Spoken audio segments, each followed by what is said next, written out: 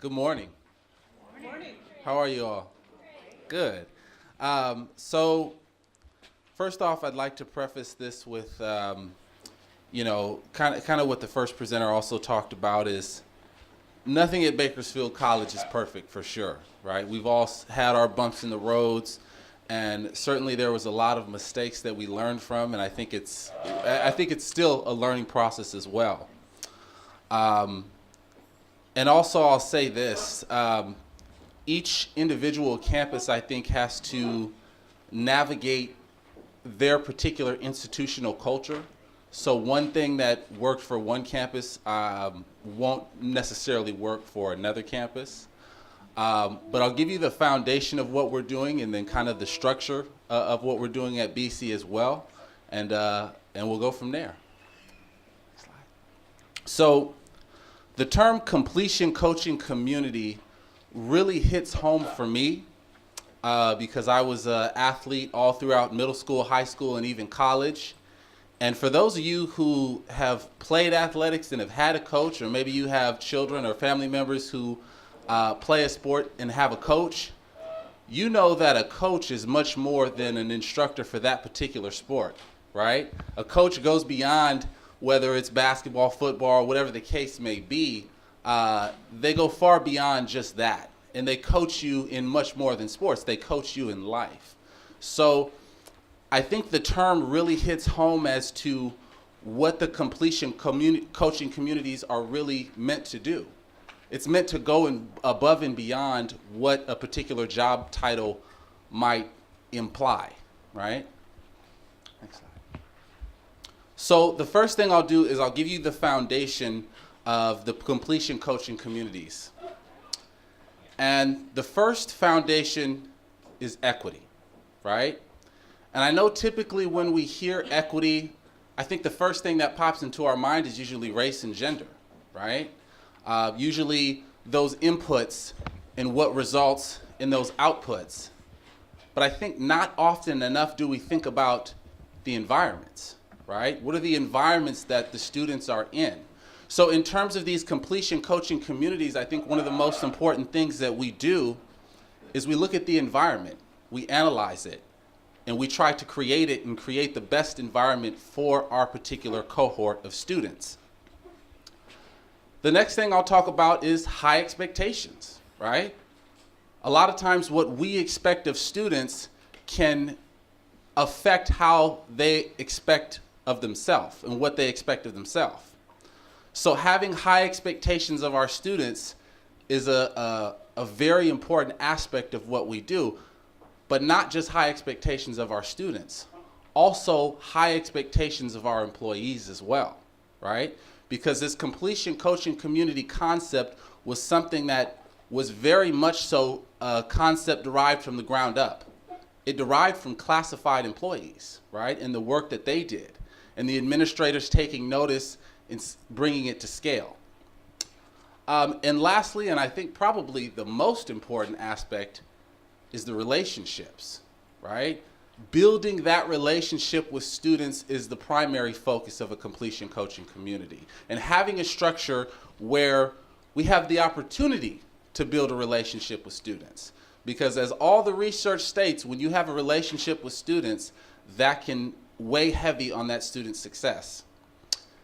But not just relationships with students either. It's also the relationships we have with each other, the relationships we have with other departments, the relationships between student services and faculty. Those things are also key. So in terms of the way we envisioned our completion coaching teams and the way we implemented it, we had two different types of teams. We had meta majors and affinity groups. Now, meta majors has been talked about a lot, so you guys have a pretty good understanding of that. Affinity groups is a particular group or cohort of students who has a specific unique need. So AB 540, veterans, and also African Americans. It was a particular group of students that either had a unique need or was identified in our equity plan as essentially a bottleneck performer, right? Next slide. So some of the differences. and some of the key reasons we chose to have these two particular structures. Well, in terms of an affinity group, it yielded a more concrete structure for building relationships. Because what's with a meta major, or the thing about a meta major, is that a student can always change their major, right? I had an example of a student 4 months ago who came into my office for the first time and said, they didn't know what their major was going to be. And I said, well, come back next week, think about it, do some research, and let me know what your major is going to be. So he left, he came back next week, he said, I know what my major is going to be. I said, all right, give it to me. What's it going to be? He said, I want to major in math, psychology, and STEM. Okay, and who am I to kill your dreams, right? I've got a bachelor's in criminal justice, a master's in business, and I'm going for my doctorate in education. So I understand wanting to multitask and do different things. But the thing is, what meta major does that fit into?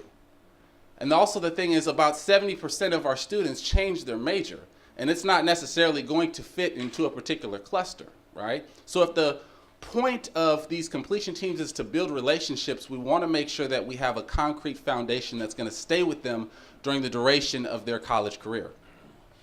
Also, targeted outreach and counseling and student service offerings.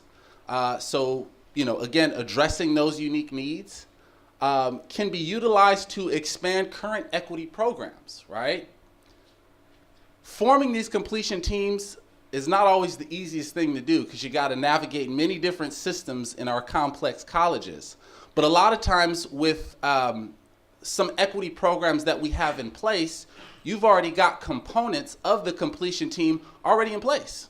So for example, our college had an Emoja program.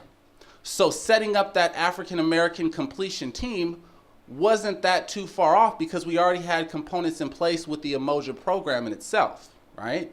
So a lot of times you already have components in place, and so that's why the affinity groups are where we started in terms of our structure. We were able to hit the ground running with those completion teams, and then the meta majors came next. Now, with the meta majors, I think it's also important to have those as well, because that ensures that every single student has a completion team. Because if you've got a major, then you've got a team, or if you've got a focus. It allows for more robust participation from the faculty. It allows you to get the curriculum involved into the discussion. Better alignment with transfer opportunities, and then also it allows you to connect to careers more easily within that team as well. Next slide. So in terms of the players within a completion team, we've got our counselors / ed advisors, and I really see those as really the quarterbacks of the team, right? I use a lot of sports analogies, so forgive me. But I really see them as the quarterbacks. I really see them as the one who sort of leads all the action because they're the ones who have the most direct contact with the student. Aside from faculty in the classroom, of course, but they're the ones who have the most consistent contact with the same students, right? So they can deliver the message the best. You have your deans or directors who are essentially the ones who hold the team accountable. So if the dean or the director gets information in it that says 50% of our students have education plans, then they hold the team accountable to make sure we have 55% of our students who have educational plans the next week or the next 2 weeks, to make sure that we're progressing and hold the entire team accountable. We also have our data coach, which I think is probably the most important role on here, because you don't know what you're focusing on if you don't have the data that tells you where your weak points are, or that tells you what students actually need. And the data coach can be any one of these players on here, but it's someone who has access to the research. And it's not an institutional researcher, right? I want to make that distinction because we only have about 4 or 5 institutional researchers at our college, and I know many colleges even have less than that. So a data coach allows the institutional research office to expand its capacity, right? And trains someone on the team to be able to access that data and use it for the team. Of course, disciplined faculty, you can't do it without disciplined faculty. And I think their role is really now being able to alert the team if there's an issue within the studies of the classroom, right? So for example, I had a colleague of mine who is an instructor who teaches a communications course. And she started the course with 20 students, and about 2 weeks later, during their first big assignment, 10 students were missing. So half the class wasn't even there. Well, what do we do for those students?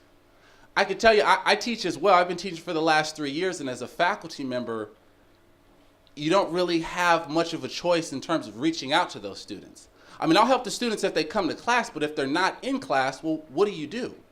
So having that completion team now gives that faculty member an option to send the names of those students to that advisor or counselor, and they can outreach and they can find out, hey, why weren't you in class, right? And they can get to the root cause of what's going on. And of course, your financial aid and your student support expert. Can't do it without them. And they kind of, connect the dots as well. So some key considerations. The first one is creating a one-stop shop, right? When I walked in here, I spoke with one of your students you have in here today, and she was telling me one of the most difficult things about going to college is they send you around to different offices, and everyone, people have got different things that you need. It's like a ping pong ball sometimes, right? And I've seen it. I know that's how it is, not just here, but at all of our colleges, right? So the concept of creating a one-stop shop is to where a student can see and build a relationship with one particular person, and they don't have to bounce around. So for example, when a student came to my office, I would ensure they had everything they need before they left my office. So I had a liaison over at financial aid. You don't have financial aid? Let me call over. Let me see what's going on. Okay, now I know you need X, Y, and Z paperwork. Go ahead and fill this out, and now you just need to drop it off because you know everything before you even get there. So you don't have to wait in line. Also, if you have a hold on your records, right?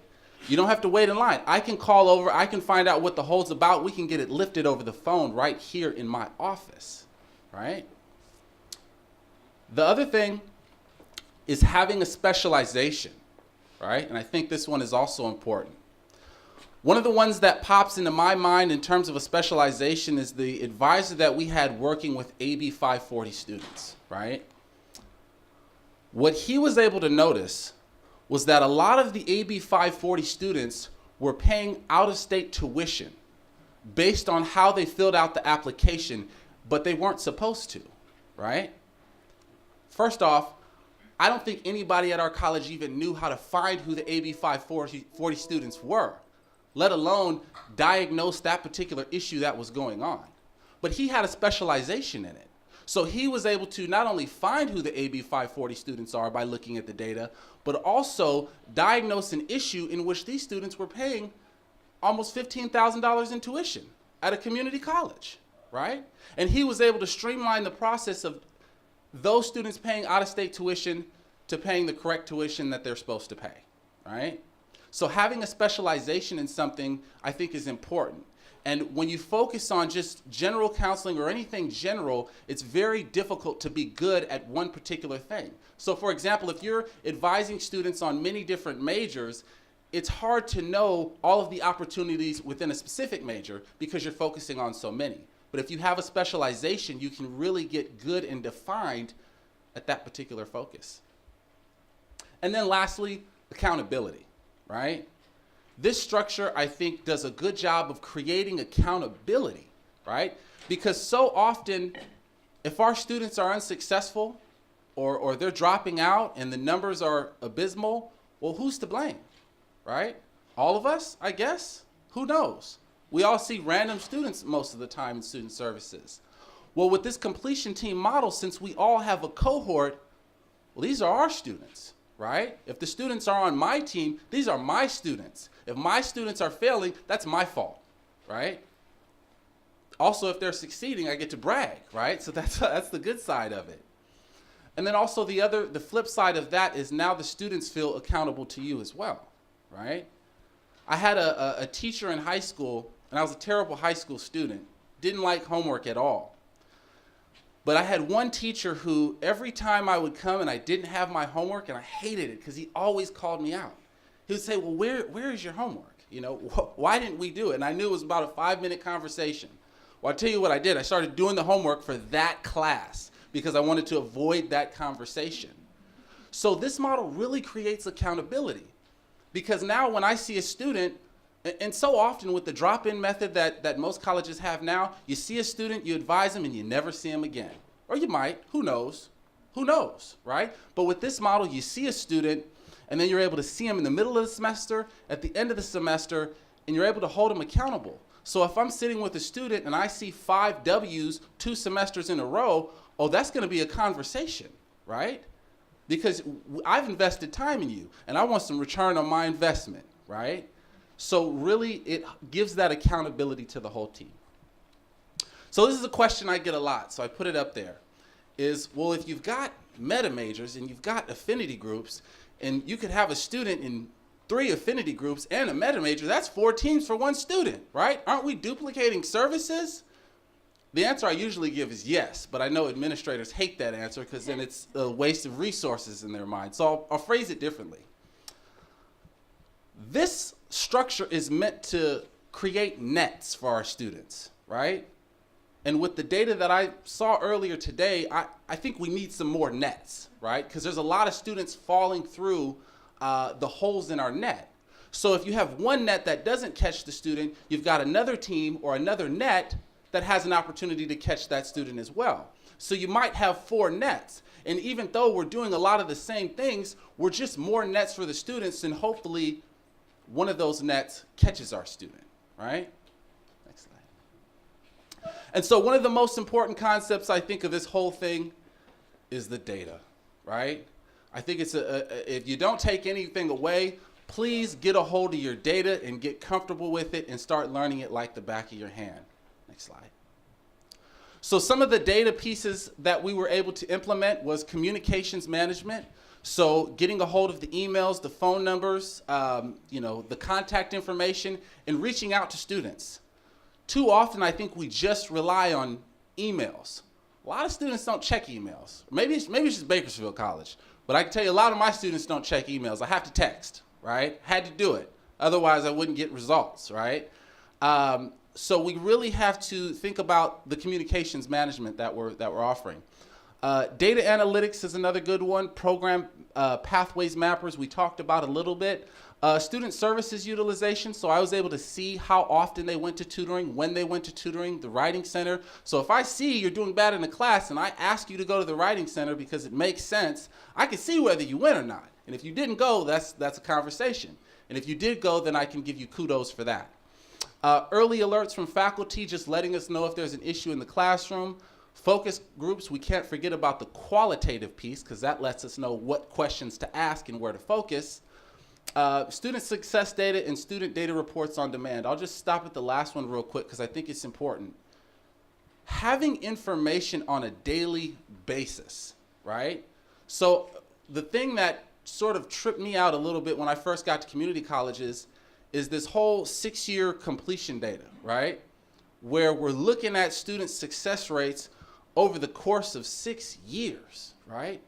Even 2 years, right? I don't want to wait 2 years to know if what I'm doing is effective, right? I want to know if what I did this semester worked at the end of this semester so I can change it next semester or I can keep doing it next semester, right? And I think even more urgent than that is having data on a daily basis to see where my students are at every single day. Have I progressed from yesterday to today, right? Next slide. So I like data coaching simply because it helps us build our capacity to look at data.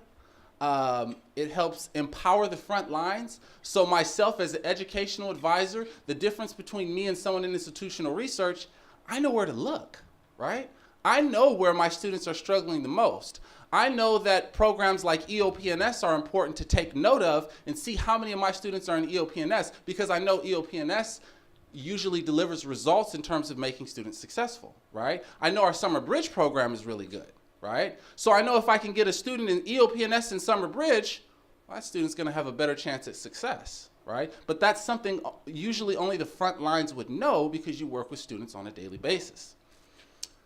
And then also it engages multiple constituencies. And by that I mean, when you can pull the data yourself and you can see it, it makes it more real for you, right? As opposed to getting a presentation from someone in any particular area.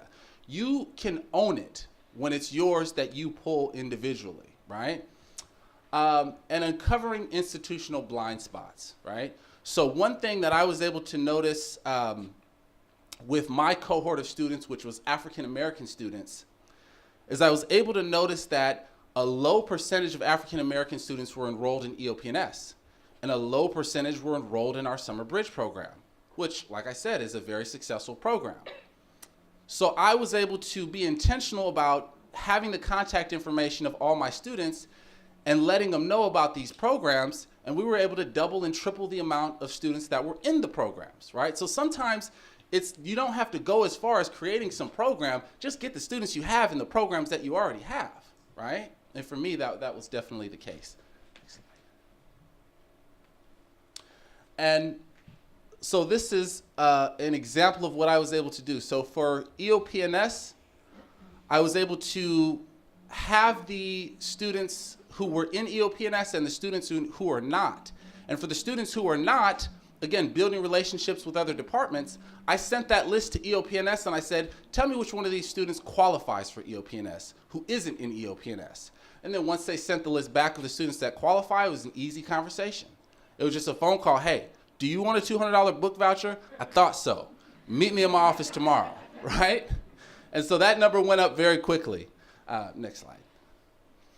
And I think this is probably the last one actually, let's go to the next one, next few ones. One more. Perfect. And then one more after that. Okay, perfect. So this is the last point I want to touch on, is the intrusive guidance, right? So getting to the core of what's really going on with our students, right? And this circles right back around to the relationships that we build. If we don't build those strong relationships with students, we can't do our job as well, right? And if we build better relationships with students, we can do our job better, right? And our job is to make sure students graduate. There's no doubt about it, right? So in order to be intrusive, one thing that I noticed I had to do was collaborate with faculty, right? And build that relationships with faculty so that they felt comfortable coming to me when they had an issue, right? When there were some, whether it be absences, whether it be classroom disturbances, whatever the case may be. I'll give you an example.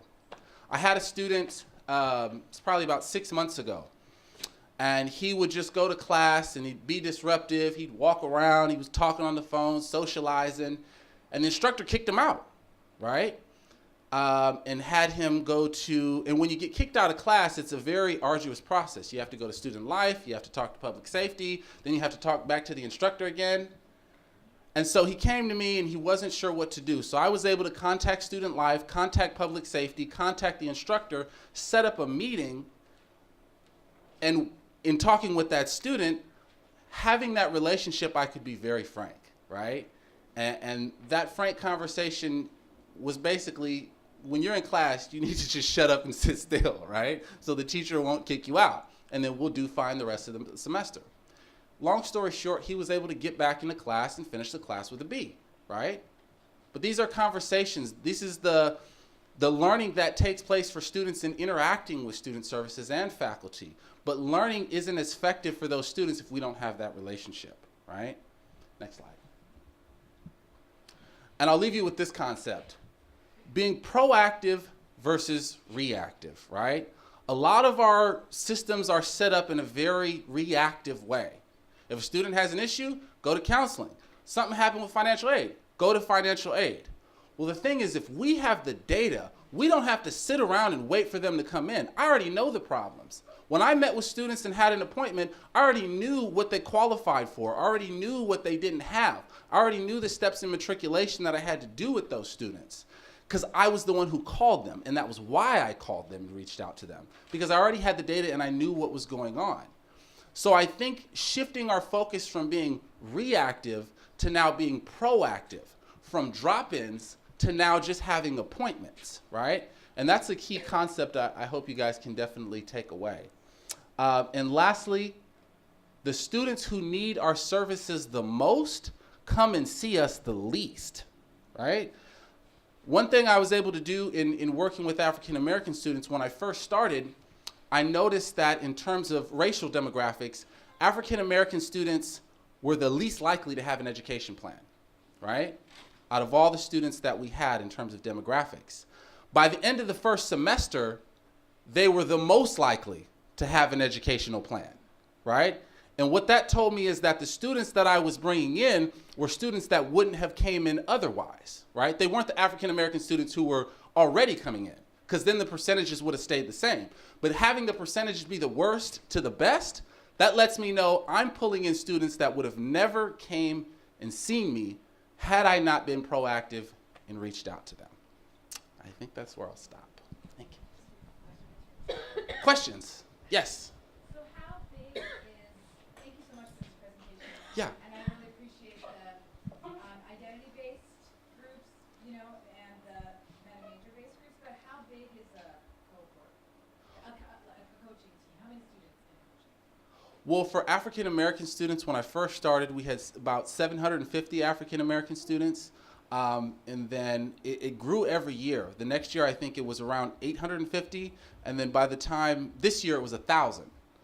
So that was, I think, a good reaction. I don't know if it was because of completion teams or not, but I think it's pretty cool. So the completion cohort that we had in terms of African American students was about 1,000. But for some of the meta majors, it's much more. It could be 2,500, I think, was one of the larger ones. You could be in 3 different ones, absolutely. Yes? So like in the group that you're talking about, African American, how many counselors are in that group? How do you figure out like How do you manage that many students? teams and so there's like about 6 or 8 people on each team, so how do you manage the logistics of that? Like, how do you use 8 people to see 1,000 students, basically? Yeah, or like how do you work together? How often do you meet? Like that kind of structural, how do you build a collaboration between the team members? Well, ideally, the goal would be to meet at least once or twice a month, at minimum. And in terms of who do you focus on, because I think that's an important thing to talk about as well. How do you meet with 1,000 students? Well, you can't. That's impossible. So what we did, and interesting data point that I was able to notice, is that the African American students who had 30 units or more, there was no equity gap with them.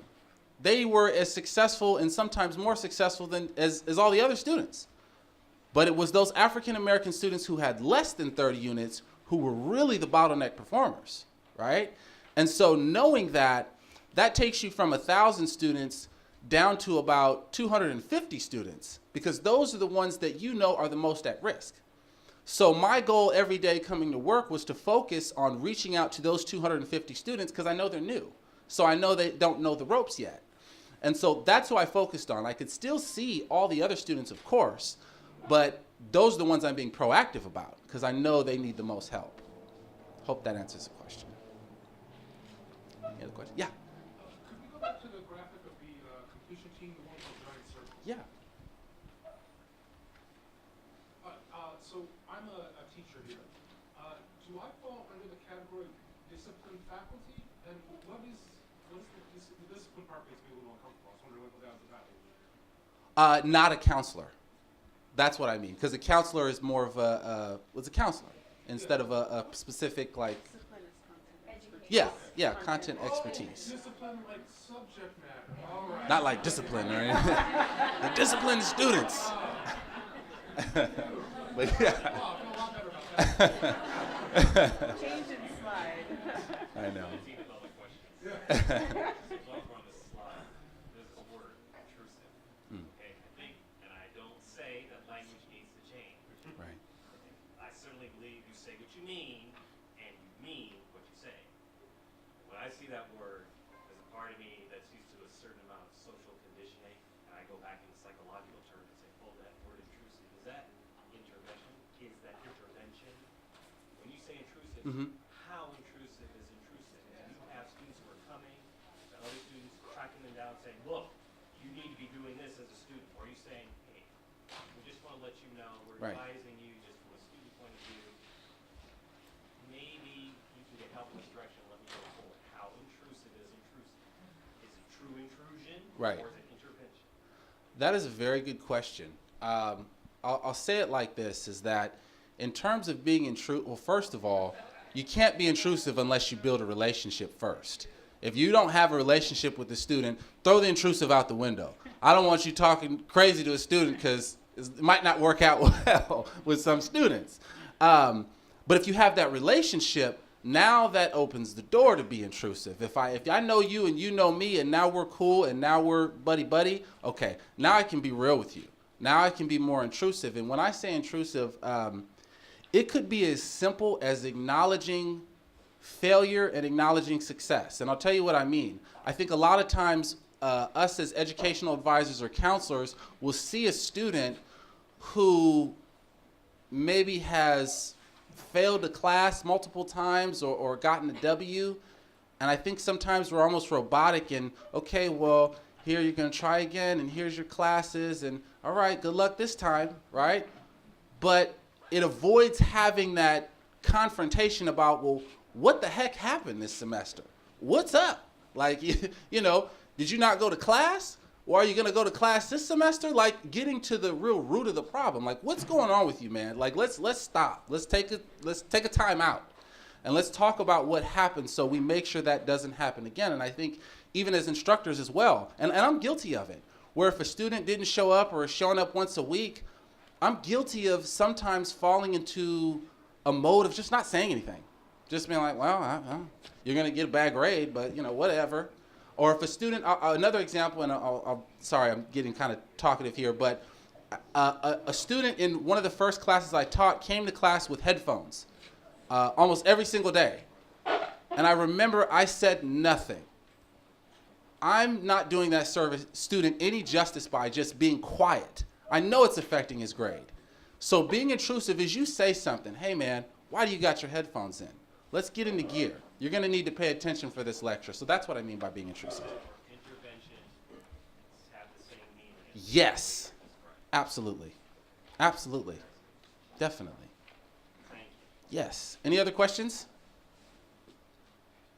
Cool. Thank you all.